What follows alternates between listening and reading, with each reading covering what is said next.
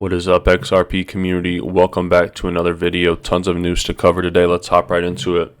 So Fidelity, one of the world's largest asset manager, is getting on board with the crypto ETFs. They want to create an Ether ETF, joining BlackRock and doubling down on crypto. The Fidelity ETH fund will be listed by an exchange owned by Cboe Global Markets, which posted the filing that revealed the existence of the proposed product. But first, the SEC must make up its mind, must come to a decision on whether or not to approve this ETF, including others from asset management firms like BlackRock. And more Bitcoin ETF rejections quite likely, says BitGo's Belshi, the CEO of BitGo. He said it's quite likely the US SEC will reject a series of spot Bitcoin ETFs. Speaking in a Bloomberg interview, Belshi said the SEC might reject current applications on the basis that exchanges and custody are not separated, right? Meaning, when FTX failed, anyone that had money on FTX lost their money. Say you store your money on Coinbase or even Uphold, the exchange that I recommend to get XRP, a link to Uphold in the video description below.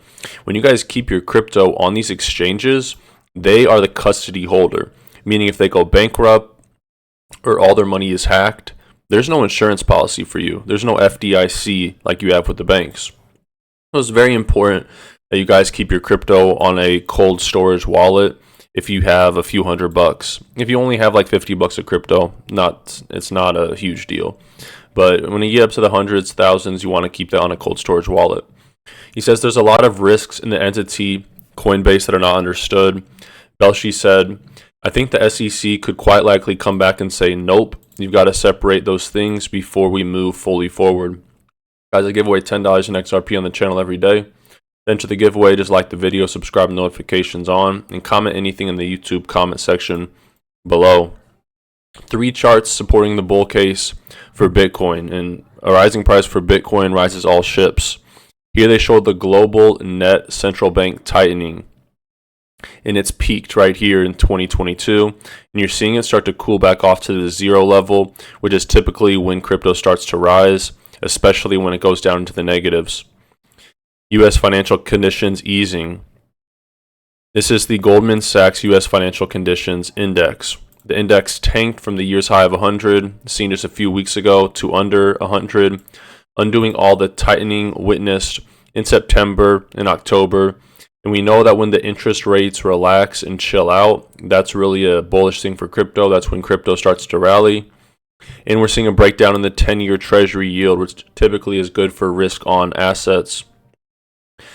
Former Ethereum advisor, this guy came out and was saying Ethereum is 1,000x bigger fraud than FTX, and he's planning on sharing proof of Ethereum founders' fraud activities in the early days of the cryptocurrency asset. So big things to come with that. Just keep an eye on that. A massive scam, guys. Herein Finance, typically a very respectable project, very legitimate project. It was one of the biggest platforms in the DeFi ecosystem, has just plummeted over 45% in one day. Nearly half of the supply is held in 10 wallets, and over $250 million in market value vanished in minutes. Don't have to worry about that with XRP. And here's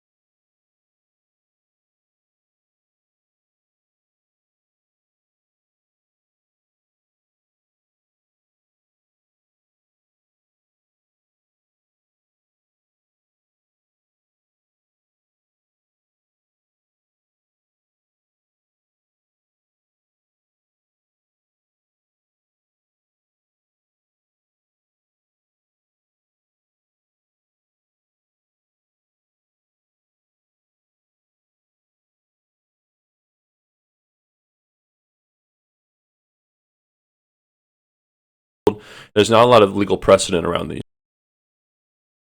Pardon me, I had to cough.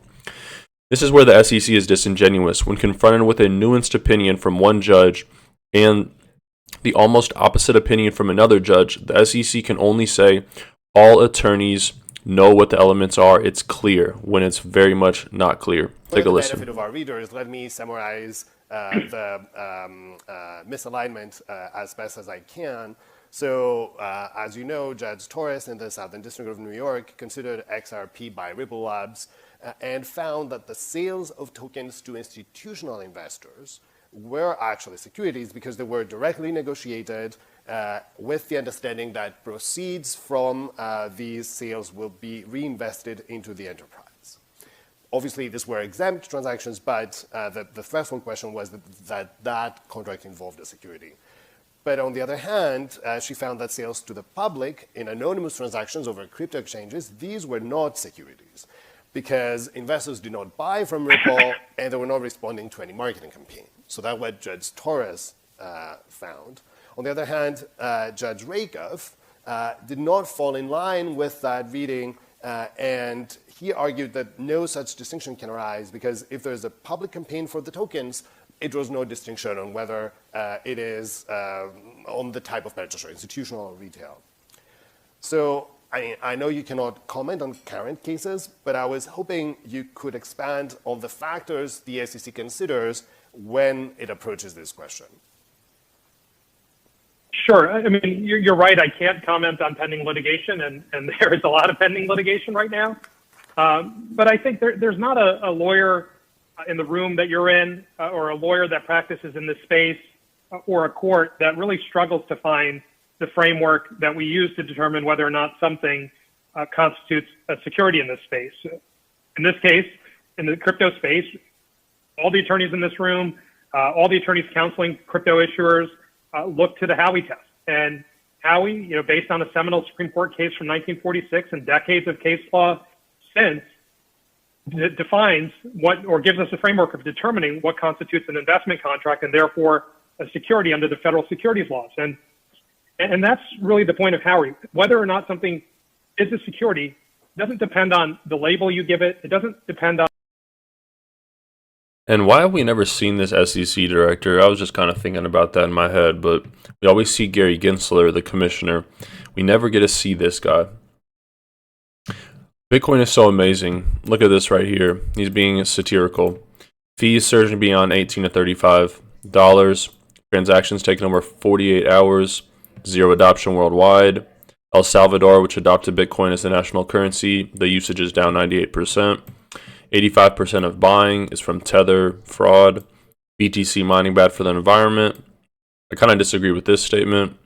And it is impossible to scale the Bitcoin blockchain. The future of finance, folks.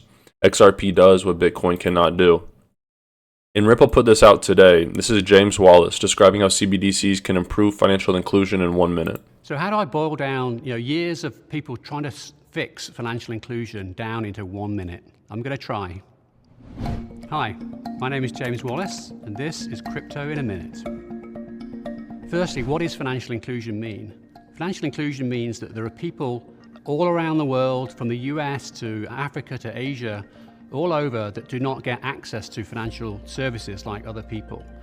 The reason is twofold. One is they typically have a very low income and they have no arrangement or no relationship already with a financial institution, so they have no credit history. And secondly, that the banks that serve in those countries, those are commercial organizations and they have shareholders that they have to be responsive to. And it's very difficult to make money out of people that have no money, right? It's a bit of a conundrum. However, with CBDCs, we can fix that. CBDCs are very low cost and can allow financial services to be provided on a much, much lower cost basis than you do today. So that will enable people to have simple payment opportunities. It will allow people to build up some credit history and have the ability to borrow some money so they can grow their business. I could go on and on and on about this, but I see that I'm up with my 60 seconds, so let's call it a day. And guys, a big thing happening this weekend is ISO 222. Section below. I appreciate you guys giving me 10 minutes of your day. But ISO is going live for a lot of banks on November 19th, Sunday, tomorrow. And it's looking more and more bullish. ISO, if you don't know, is the new messaging standard that allows more data to be included in financial transactions. It also enables interoperability between different systems. Bearable Bull, another XRP YouTuber, suggested the new standard will begin in 3 days as a part of a series of upgrades to modernize this new global financial system. He believes the timing aligns closely with Ripple's vision for cross-border payments in its XRP crypto. Ripple has been working for years to disrupt the legacy SWIFT system with its blockchain-based network, and the company's executives have met with officials from the IMF, World Economic Forum, and other major financial institutions to promote XRP as a faster, cheaper bridge currency. And the main date for a lot of these banks is November 19th. Now, the markets don't open until Monday, the traditional markets, so it'll be interesting to see how things shape up.